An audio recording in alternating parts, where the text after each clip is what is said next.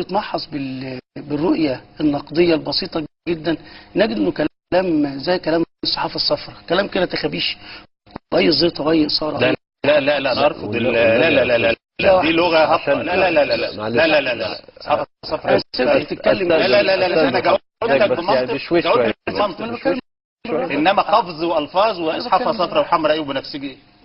ما هو الوان الكلام كلها كده. لا لا دي كلمة مش انا عارف. انا حقك عليا بعد اذنك يا استاذ ممدوح. طيب يعني ده اتهام برضه مش لطيف يعني اقول لحضرتك ابسط حاجه، بيقول هم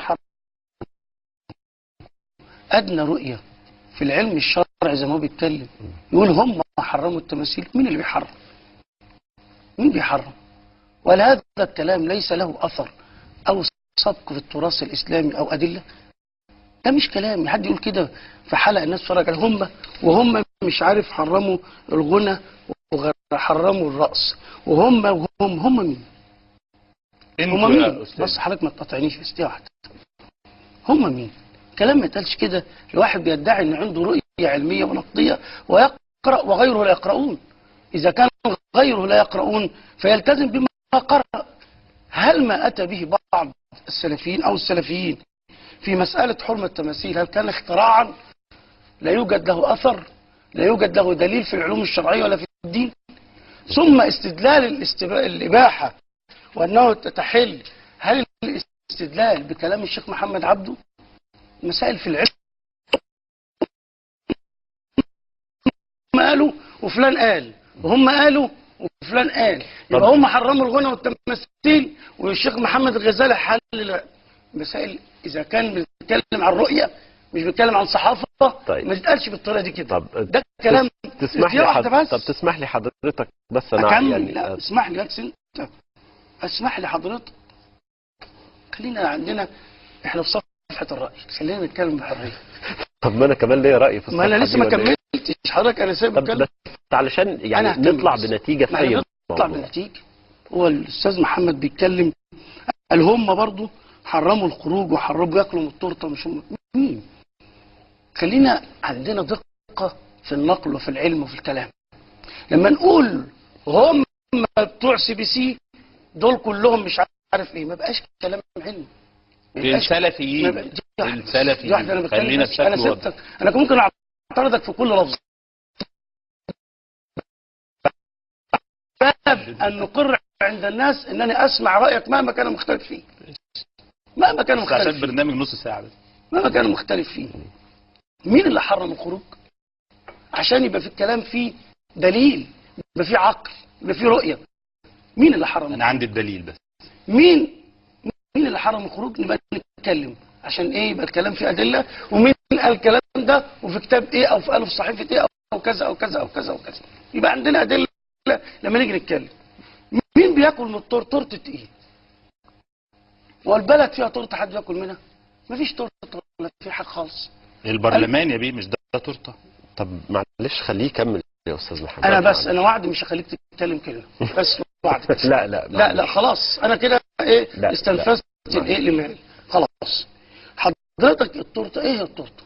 مجلس الشعب زي ما بيقول حضرته، مجلس الشعب تم بانتخابات، خرجت الملايين امام صناديق الانتخاب وقالت رايها. اختار الزيد وعبيد، هو ده المعيار اللي اتفق.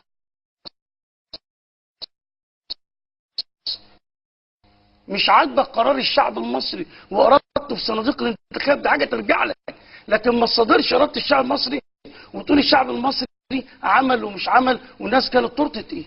طيب دي مساله برضو ايه ينبغي صياغه. عايزين نتجاوز الموضوع ده. انا حضرتك يعني حابب ان حضرتك تجاوبني اولا على السؤال اللي سالته لك 3 مرات. عندما نتكلم حضرتك قلت لي ايه الحريه المسؤوله؟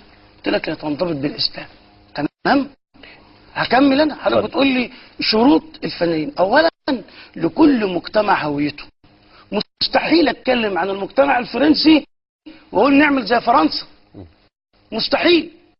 حضرتك ممكن تعمل في بيتك مع اولادك واولادك الصغيرين مع زوجتك زي فرنسا، دي مساله تختص بيك، لكن انت ليك قواعد وهويه ومرجعيه وبنيه تحتيه في عاداتك وتقاليدك تربيت عليها قائمه عليها المجتمع كله. احنا مش فرنسا، احنا في مصر الدولة العربية الإسلامية. دي قاعدة بس يعني ما فيش بتنطلق اي منها مكون نتكلم اخر غير نتكلم عن المكون العربي الاسلامي نتكلم عن حضرتك الفنانين، شايفه في مصر. نتكلم عن شرط الفنانين. هو نفى التاريخ مين هم؟ الروماني والقبطي والفرعوني بعد خلاص. حضرتك مش شايف اي مكون حضرتك نتكلم عن اخر. شرط الفنانين. طب ما ترد عليا يا استاذ نعم. مهندس. لا، السؤال اللي حضرتك سألتونا عليه مين هم الفنانين اللي ندخلهم في دستور مصر ويمثلوا ايه في شرائح الشعب المصري كله؟ يعني اديك مثال، مين هم الفنانين؟ ما هو الفنان؟ هل الفنان هو الشاعر الكبير فاروق جويدة؟ على راسنا من فوق، رجل له قلمه وله فكره وله رؤيته التي محل احترام حتى لو اختلفنا ببعض التفاصيل. اذا كان هذا هو الفنان مرحبا به، على رأس الجميع. إذا كان لفنان يكون مشاركا في لجنة الدستور مرحبا به. لكن معيار الفنان إنه يكون واحدة بتقدم أفلام جنس وبورنو على شاشات تقدمها وتدخلها بيوتنا وتبقى دي فنانة. مين الفنان اللي بتقدم بورنو عندنا في مصر؟ في فنانة بتقدم بورنو؟ معلش دي مغالطة برضه. هو ما حضرتك هيجي لك الدور تاني معلش يعني السؤال هيعدي، بس اصل كده مش هينفع الحوار. حضرتك الحوار مش هينفع، لازم يكمل كلامه زي ما حضرتك كملت كلامك. في 10 اسئله. اتفضل يا استاذ مهندس. عمال نتكلم على معايير الانضباط. واخد بالك في فنانين محترمين لا ننكر ذلك، بيقدموا رسالتهم زي نختلف ونتباين في الاراء، لكن لا نختلف ان هو بيحاول يقدم رساله من خلال ما يقدمه. واخد بال حضرتك؟ من خلال ما يقدمه بيحاول يقدم رساله تتفق مع قيم ومعايير وهو ملتصق بيها. المثال انا بتكلم على المعايير. اذا كان فنان بيقدم رساله في اي مجال، في مسرح زي ما حضرتك بتتكلم او في شعر او في اي كان، لكن ملتزم بالمعايير اللي في المجتمع، مرحبا به. لكن فنان يطلق عليه فنان وبيطبلوا له غنى وبيقبض مصور، بيقبض واحد كاتب وصحفي هنا عشان ينشر له كذا ويعمل له كذا، وهو بينشر ما هو ضد وقيم وعادات وتقاليد وهويه المجتمع، ده يشارك في دستور من ضمن اساسياته المحافظه على الاسره المصريه والعادات والتقاليد.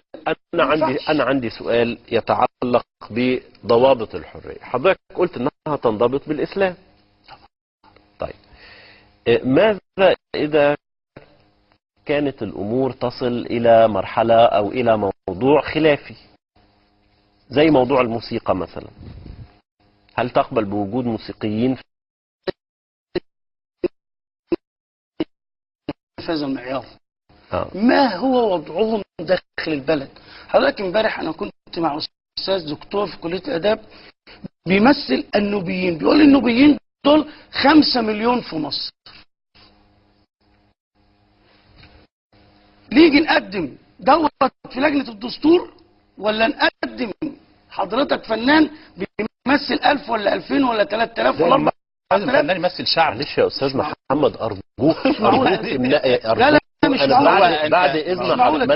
ما انا عارف، ما حضرتك المقاطعه ديت في 5 بتبوظ مهمه الحلقه جدا في الموضوع يعني. تقول كلام ما فيش صبر عليه. لك مين هم الفنانين؟ تقييم ماشي يا فندم، حضرتك هيجي لك الدور تاني، حضرتك بتضيع وقت الحلقه كده.